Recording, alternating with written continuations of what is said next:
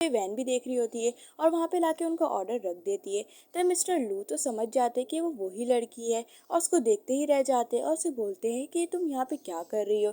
लेकिन तभी वैन उसे नोटिस, वो दोनों एक दूसरे को पहले से जानते होते। हमें दिखाया जा रहा था कि दोनों ने ज़्यादा ड्रंक करने की वजह से दोनों अल्टीमेट हो चुके हैं और दोनों नाइट स्पेंड कर चुके हैं।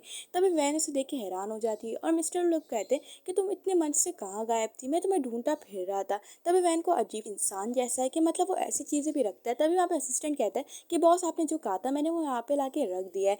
तभी वैन ये देख के हैरान हो जाती है और मिस्टर लू कहता है कि उसे इतना आने में लेट क्यों हो गया। उसे लगता है कि उसकी सैलरी उसे दे दी जाएगी और उसे बोलता है कि अगर तुमने ऐसा कोई काम करा तो मैं तुम्हें छोड़ूंगा नहीं इतना लेट। तभी असिस्टेंट बताता है कि इस डमी को ढूंढने के लिए मैं हर जगह घूमता रहा और ये मुझे कहीं नहीं मिली। जब फाइनली मुझे मिल गई तो मैं इसे यहाँ ला चुका और आप बॉस ऐसे मेरी सैलरी नहीं काट सकते। आप समझ सकते हैं कि ये डमी बहुत ही ज़्यादा महंगी है। तभी वहाँ पे मिस्टर लू से चुप कर आते हैं और कहते कि तुम मेरे आगे ज़ुबान नहीं चलाओ, मैं तुम्हारा बॉस हूँ ना, तुम मेरे बॉस से समझ आई।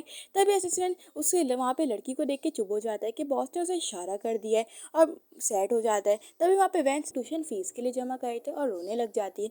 मिस्टर लू उसे देख के कहते हैं कि बहुत ही ज़्यादा स्टूपिड है। और तभी वहाँ पे वैन तो अपना दर्द समझ सकती थी और तब मिस्टर लू उसे काम डाउन कराते हैं और कहते हैं कि तुम जितने भी चाहोगी मैं तुम्हें उतने पैसे दे सकता हूँ, तुम मेरे लिए का तुम आ गई हो फाइनली। और से बोलती है कि तुम भी डिनर के लिए बैठ जाओ और से कहती है कि तुम्हारे कज़न से मेरी बात हुई है, वो तुम्हें पसंद करता है इसलिए वो तुम्हारे से मैरिज करना चाहता है और वैसे हमें ब्राइड प्राइज भी देगा, वो भी 100 मिलियन।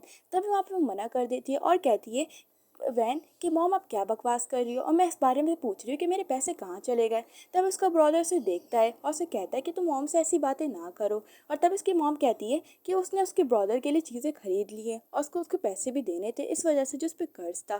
तब वहाँ पे वैन को गुस्सा आता है और कहती है कि वो हमेशा इतना काम करती है, वो भी पार्ट टाइम, लेकिन उसकी मॉम उससे पैसे ले लेती है और उसे कहती है कि मॉम ये ब्रदर मेरे से तो बड़ा है लेकिन ये खुद क्यों नहीं कमाता है, आप बल्कि मेरे से कमाती हो। तभी वो उसके बराबर में एक शूज़ देखती है जो उसकी मॉम ने अपने ब्रदर को दिलाए हुए होते हैं। तब वो देख के हैरान हो जाती है और समझ जाती है कि उसकी मॉम ने उसके पैसों से उसके ब्रदर को शूज़ दिलाए। और वो बोलती है कि मॉम आपने इस यूजलेस को शूज़ कैसे दिलाए, वो भी मेरे पैसों से, इतने महंगे वाले।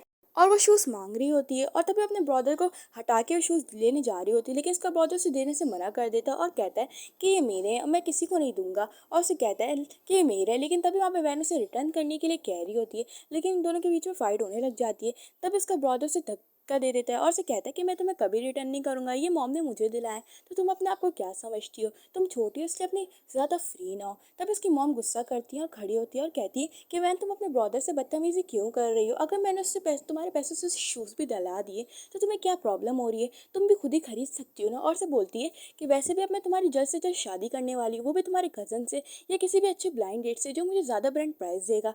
तब वैन समझ जाती है कि उसकी मॉम से सेल करने की बात कर रही है। ये सुन के इमोशनल हो जाती है कि उसकी मॉम उसे कभी लाइक नहीं करती है, उसके ब्रदर को लाइक करती है, बल्कि उसके डैड का भी कर्ज उसके ऊपर था और उसका मेडिकल बिल भी उसके ऊपर थे। तभी वहाँ पे उसकी मॉम कहती कि तुम मेरे साथ अभी चलो, मैं तुम्हारी ब्लाइंड डेट किसी के साथ अरेंज करवा देती हूँ, या तुमको मैं तुम्हारी कज़न से तुम्हारी शादी करवा देती हूँ। और सिर्फ बोलती है कि मैंने बहुत अच्छे लड़के ढूंढे हुए हैं जो मुझे इतने सारे ब्रांड प्राइज दे रहे हैं तुम्हारे बदले में और गिफ्ट दे रहे हैं। तभी वहाँ पे मैं वैन अपनी मॉम को दूर करती है और कहती कि मॉम आप अपनी डॉटर को सेल करना चाहती हो। तब इसकी मॉम कहती कि वो उसे क्या बात करी, वो उसे क्यों सेल करेगी, वो तो बस उसकी शादी करवाना चाहती है। और से बोलती है कि तुम मेरे साथ चलो, अभी तुम्हारे कज़न से बात करती हूँ, वो भी एक रिच इंसान है, वो तुम्हें ज़रूर मतलब बाय नहीं करेगा, तुमसे शादी ज़रूर कर लेगा। और उसे बताती है कि उसकी बहुत सारी कंपनी है। और उसे बोलती है कि तुम अब वैसे भी बड़ी हो गई तो तुम शादी तो कर सकती हो ना। और उसे बोलती है कि तुम हाउस वाइफ बन के एक अच्छी वाइफ बन के दिखाना और उसके बदले मुझे कंपनसेट करते रहेगा। और उसे बोलती है कि तुम मॉम की बात मानोगी ना। तभी वहाँ पे वैन दूर कर देती है और कहती है कि मॉम आप जैसा समझ रही है वैसे मैं करूँगी नहीं और मैं इस बात से डिसएग्री हूँ और ना मैं आपको अपने आप को सेल करने दूंगी। और कहती कि मॉम मैं कभी शादी नहीं करूँगी आपकी वजह से। तब इसकी मॉम से गुस्सा करने लग जाती है और कहती है कि मैं अगर तुम कह रही हो ना कि मैं तुम्हें सेल करी तो तुम यही समझो। और उसे बोलती है कि अगर उसकी बात वो नहीं मानेगी ना तो वो उसे कहीं पे भी जाके ब्लाइंड डेट पे अरेंज करवा देगी और उसकी अभी शादी करवा देगी। और उसे बोलती है कि तुम अभी मेरे घर से निकलो।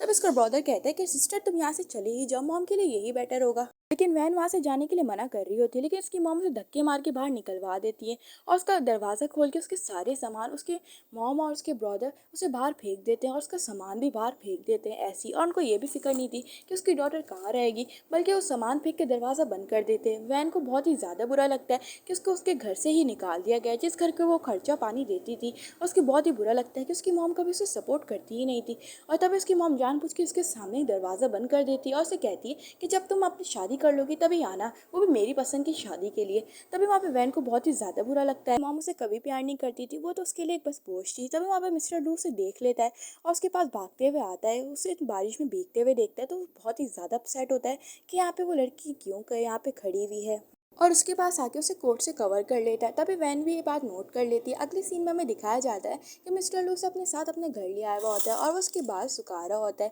तभी वैन को बहुत ही अच्छा लगता है कि फर्स्ट टाइम उसकी किसी की केयर करी, और उसे बहुत ही बुरा लगता है। और वो कहती है कि अगर मिस्टर लू की वाइफ मुझे इस तरह देख लेगी तो वो क्या ही समझेगी, और मैं नहीं चाहती कि मैं लू कंपनी की कोई मिस्ट्रेस बनूं। इसलिए वो मिस्टर लू से कहती है, अंकल मुझे अपने घर छोड़ दें, क्योंकि मैं नहीं चाहती कि यहाँ पे मुझे कोई इस तरह देख ले तो पता नहीं क्या सोचेगा, और मुझे घर जाने दे प्लीज़।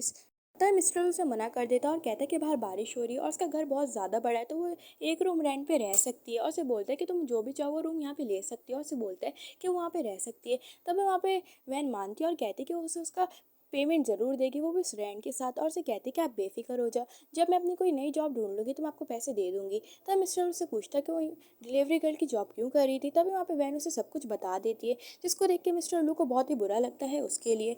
और तभी वहाँ उसे कहते हैं कि अगर तुम चाहो तो मेरी कंपनी में जॉब कर सकती हो, वो भी इंटर्नशिप के लिए, तुम्हारी पढ़ाई भी हो जाएगी और मुझे एक एम्प्लॉय भी मिल जाएगी। और उसे कहते हैं क्या तुम करने के लिए रेडी हो। तभी ये सुन के तो वैन तो हैरान हो जाती है, और तभी वहाँ पे मिस्टर लू से सैलरी बताया था वो भी 1K। ये सुन के तो हैरान होती है और कहती क्या वाकई में, और वो इस जॉब के लिए हाँ कर देती है। और तभी वहाँ पे उसे बोलती है कि उसे उसके घर आना है, और उसे बोलती है कि बेफिक्र हो जाए, मैंने तुम्हारे लिए आज ही एक ब्लाइंड डेट अरेंज करी, तुम्हें आज जाना पड़ेगा, क्योंकि हमें वो 20 मिलियन दे रहा है तुम्हारे बदले में, और हमें ब्रांड प्राइस भी दे रहा है। और उसे बोलती है कि तुम अभी रेडी होकर चले जाओ, क्योंकि तुम अपनी कज़न के साथ तो शादी करना चाहती नहीं हो, तो मैं सोच रही हूँ मैं किसी से जियांग नाम के लड़के से तुमसे शादी करवा दूँ। और लेकिन वहाँ पे वैन तो मना। नेक्स्ट सीन में हमें मिस्टर लू दिखाया जाता है, जो अपनी सिक्योरिटी के साथ आज मीटिंग पे आया हुआ होता है, जिसका नाम निंग होता है, और वो पसंद करती थी निंग मिस्टर लू को। और तभी वो उससे बातों बातों में मीटिंग में फ्लर्टिंग करने लग जाती है और कहती है कि मिस्टर लू मुझे आपसे कुछ कहना है, आप इतने ज़्यादा हैंडसम हो, इतने लॉयर हो, और उसे बोलती है कि आप बहुत ज़्यादा रिच हो, आप क्या शादी नहीं कर सकते। और उसे बोलती है कि आप एक शादी कर लो और अपने लिए क्यूट सी वाइफ ले आओ, और वो जानबूझ के अपना नाम ले रही होती है, और उसको कहती है कि आप कब शादी करोगे, मुझे भी आपकी वाइफ देखनी है, और उसको फ्लर्टिंग कर रही होती है। और तभी वहाँ पे मिस्टर लू तो उसकी बातें समझता है, और वो कहता है कि मिस स्नेक हमें ना यहाँ की मीटिंग की बात करनी है, ये बातें मैं बाद में आपको बताऊंगा, और उसे बोलता है कि मीटिंग की बात करें। तभी वहाँ पे निंग वो हंस के टाल देती है, और तभी उसी रेस्टोरेंट में आ जाती है वैन अपने ब्लाइंड डेट को ढूंढने के लिए अपनी मॉम की वजह से। और तभी वो उसकी पिक्चर लेके ढूंढ रही होती है उससे, लेकिन तभी वो वहाँ पे मिस्टर लू को नोटिस कर लेती है, और तभी उसे देख के हैरान हो जाती है। और तभी वो उसकी सिक्योरिटी को समझती है कि वो उसकी वाइफ है, और उसको देख के कहती है, उनका आदमी कहता है ओह अच्छा, और तभी वो उसको टच करने लग जाता है और हरेस करने लग जाता है। तभी वैन उसे छुड़ाने के लिए कह रही होती है, लेकिन वो आदमी कहता है कि मैंने तुम्हारी मॉम से तुम्हें खरीद लिया है, इसका मतलब ये नहीं कि तुम यहाँ से कहीं पे भी भाग जाओगी। और उसे बोलता है कि उसे उसके साथ रहना पड़ेगा, और उससे पूछती है कि अंकल क्या हुआ, आप ठीक नहीं हो। तभी साइड पर हमें निंग दिखाई जाती है, जिससे एक प्रोजेक्ट में गलती हो गई थी, और वो मिस्टर लू से माफ़ी मांग रही थी और कहती है कि मैं जानती हूँ मैं इस बार रॉन्ग हूँ, और उसे बोलती है कि मेरा ऐसा कोई मीन नहीं था वो प्रोजेक्ट ख़राब करने का। तो वहाँ पे मिस्टर लू से कहता है कि अगर उसे नेक्स्ट टाइम से कुछ ऐसा किया वो उसे निकाल देगा, और सब यहाँ से जल्दी जाने के लिए कहता है, वो भी 2 दिन के लिए उसे फायर कर देता है। और तभी ये सुन के तो निंग को गर्लफ्रेंड बन के, तभी वहाँ पे वैन कहती है कि अंकल मैं कैसे जा सकती हूँ, मेरे आप ड्रेसिंग सेंस तो देखो ना, सब मुझे वहाँ से बाहर निकाल देंगे और आपकी कॉपरेशन भी रह जाएगा। तो मिस्टर लू कहता है कि उसकी हेल्प करेगा उसकी ड्रेसिंग में। अगले सीन में मिस्टर लू उसे अपने साथ घर लाते हैं और उसको ड्रेसेस चेक करवाते हैं, और तभी वहाँ पे सर्वेंट कहती है कि मिस्टर लू ड्रेसिंग कैसी है, और उसे पूछने लग जाता है, लेकिन मिस्टर लू तो उसकी ड्रेस ये सुन के तो वैन वैन भी स्माइल करने लग जाती होती है कि तो बहुत ही अच्छी पार्टी है। तभी वहाँ पे कुछ लड़कियाँ होती है जो बातें कर रही होती हैं, और तभी वहाँ पे एक लड़की कहती है कि मैंने सुना इस पार्टी में मिस्टर लू आने वाले जो यहाँ पे हमारे साथ कॉपरेशन करने वाले, ये तो बहुत ही अच्छी बात है, मैं डिसाइड करा कि मिस्टर लू को मैं अपना बना कर रहूँगी, वो भी आज इस पार्टी में, और से शो ऑफ करने लग जाती है सबके सामने। लेकिन तभी हमें वहाँ पे वो वैन की सीनियर दिखाई जाती है जो इस पार्टी में आई हुई होती है और कहती है कि तुम मिस्टर लू पर डोरे भी नहीं डालना क्योंकि मिस्टर लू सिर्फ मेरा है और मैं उसकी होने वाली फियांसी हूँ। और उसको बोलने लग जाती है कि वो इतना रिच है, ऑफकोर्स मैं उसकी वाइफ बनना चाहूँगी, तुम जैसे लोग उस पर डोरे मत डालना क्योंकि मैं सेकंड कंपनी की एक रिच लड़की हूँ और अपनी डॉटर भी हूँ। और तभी वहाँ पे तीसरी लड़की कहती है जो उसकी फ्रेंड होती है और कहती है कि तुम दोनों के सपने टूट गए, और से बोलती है कि मिस्टर लू के साथ ऑलरेडी एक लड़की आ चुकी है जो वहाँ पे बैठ के खा रही है। और से बोलती है कि मिस्टर लू ने उसे एक ड्रेस भी दी है जो 100 मिलियन की है और ये ड्रेस बहुत ही ज़्यादा प्यारी लग रही है उसके ऊपर, तुम खुद ही देख लो। और तभी वहाँ पे वो सीनियर देखती है तो हैरान हो जाती है क्योंकि वो उसकी जूनियर वैन थी और उसको देख के जेलस होने लगी खड़ रही हो। और तभी वो उसकी मॉम कहती है कि वो ऐसी बातें ना करे और से बोलता है कि वो बिला वजह बीच में ना आए। और तभी